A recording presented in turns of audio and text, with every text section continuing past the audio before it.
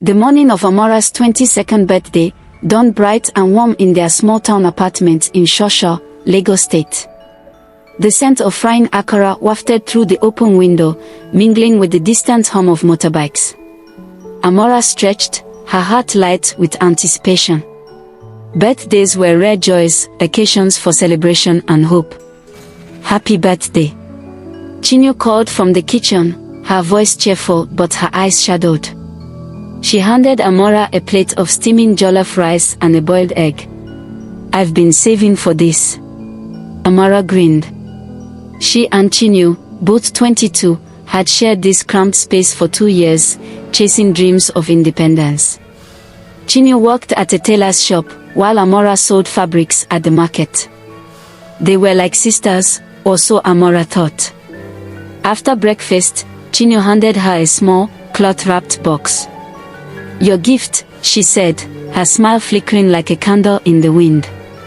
Inside lay a necklace, a dark, glistening stone set in a silver clasp. It felt oddly heavy, almost alive, as Amora lifted it. "It's gorgeous, Chinyo," she exclaimed, fastening it around her neck.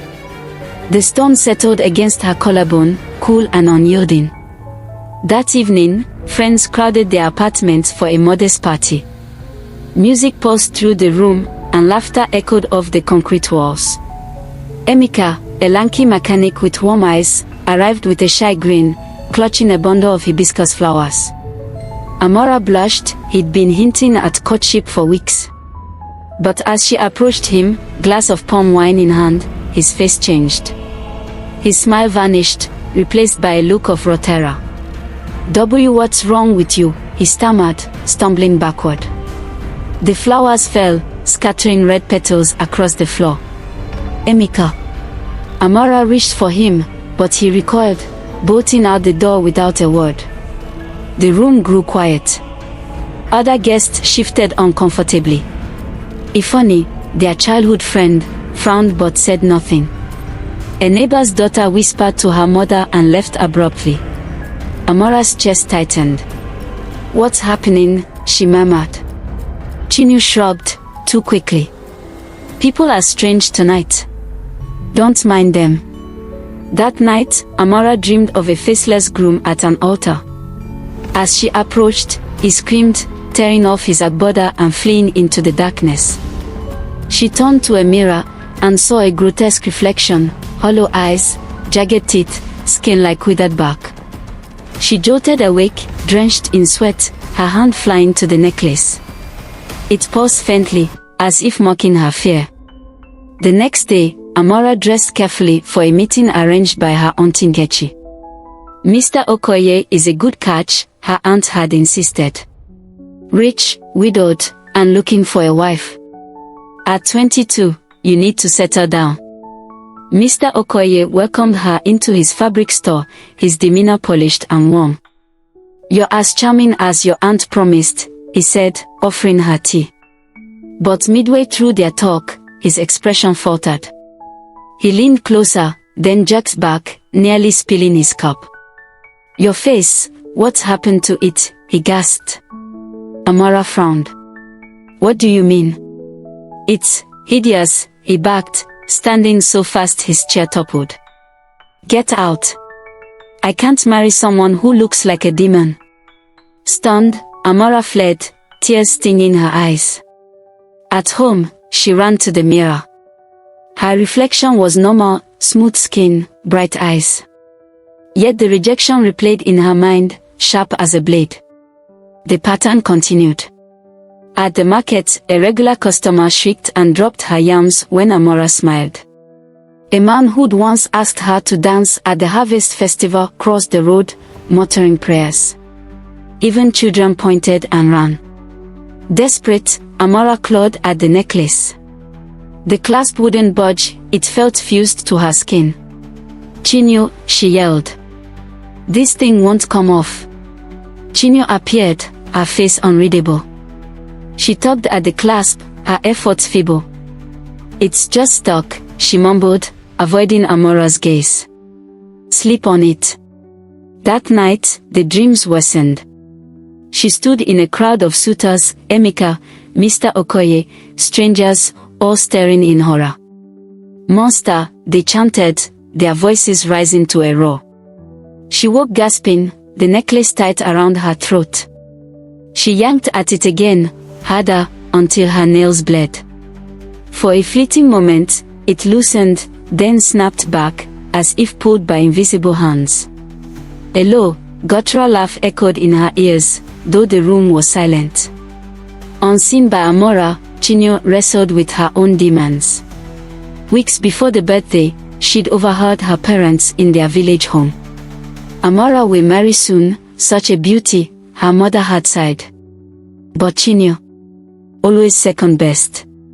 What man will want her?" The words festered. Chinyo adored Amora, but jealousy gnawed at her. Men flocked to Amora's laughter, her grace, while Chinyo faded into the background. Desperate, she'd slipped away to the market's edge, where a hunched trader peddled charms under a faded awning. "I need something," she'd whispered, "to make her less perfect." The trader grinned, revealing stained teeth.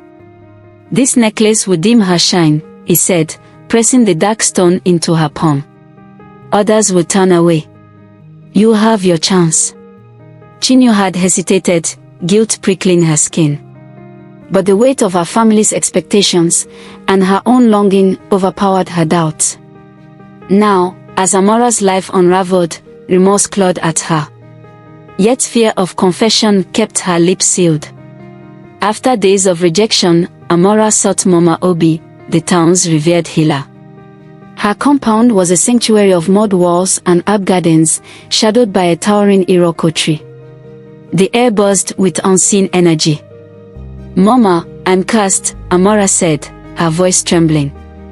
She recounted the suitor's horror, the townsfolk's fear, the necklace's grip. "It's ruining me." Mama Obi studied the stone, her gnarled fingers tracing its surface. "This is old magic," she said, her tone grave. "A curse of illusion, it twists how others see you, making you a monster in their eyes. Someone gave this to you with intent." Amora's breath caught. "Chinyo gave it to me. My best friend."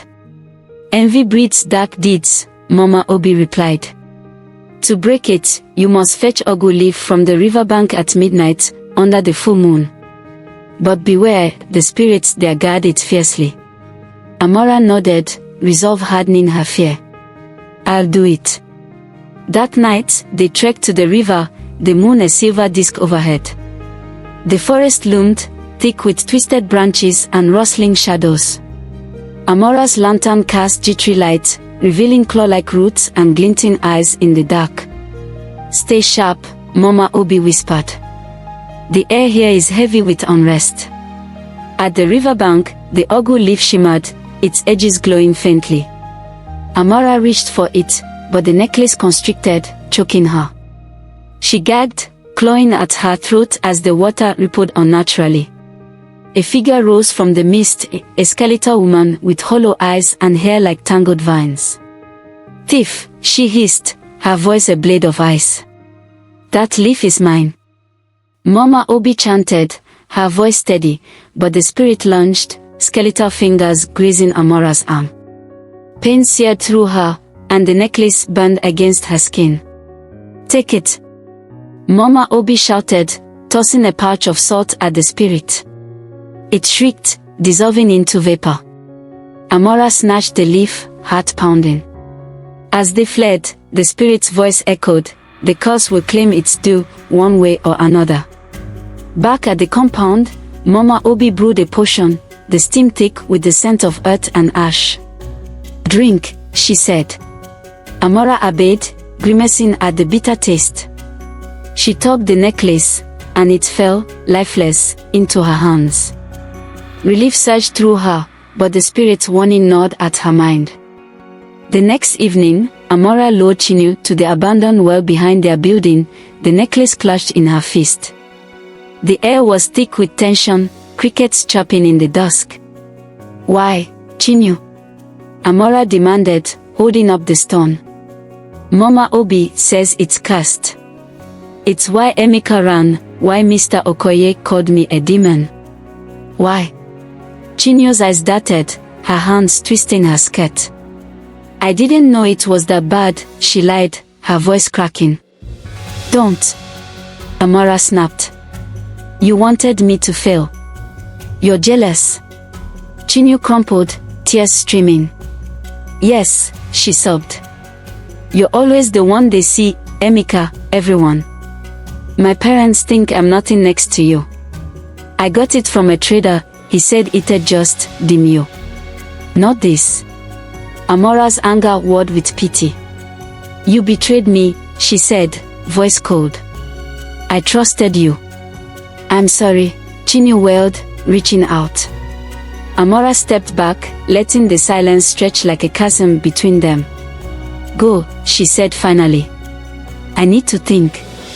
Chinyo fled, her sobs fading into the night. Amora hurled the necklace into the river, watching it sink beneath the current. Days later, normalcy crept back. Amaka returned, sheepish, asking to restart their courtship. The market buzzed with her usual customers, their smiles untainted by fear. But the spirit's prophecy haunted her. One night, she dreamed of the skeletal woman standing over her bed. Freedom has a cost, it whispered. Blood or bond, you pay. She woke screaming, the room empty but the air frigid. Was the cost truly gone? Or did it lurk, waiting to strike? She returned to Mama Obi. The spirit spoke of a price, she said, voice shaking. What does it want? Mama Obi's eyes softened. You've paid in suffering already, betrayal, fear. But dark magic lingers. Live with care, or it may find another way. Amora shivered, the weight of the unknown pressing down. Months passed. Amora rebuilt her life, cautious but hopeful. Amaka's steady presence grew dear, though trust came slowly. She forgave Chinyo, though their friendship remained a fragile thread, distant, polite. One evening, as she locked her market store, a shadow moved, a figure in a hooded cloak, watching. Her pulse quickened. The trader. The spirit. It vanished before she could call out. At 22, Amara had faced envy, curses, and the supernatural. She'd emerged scarred but strong, eyes open to the shadows, knowing some mysteries might never fully fade.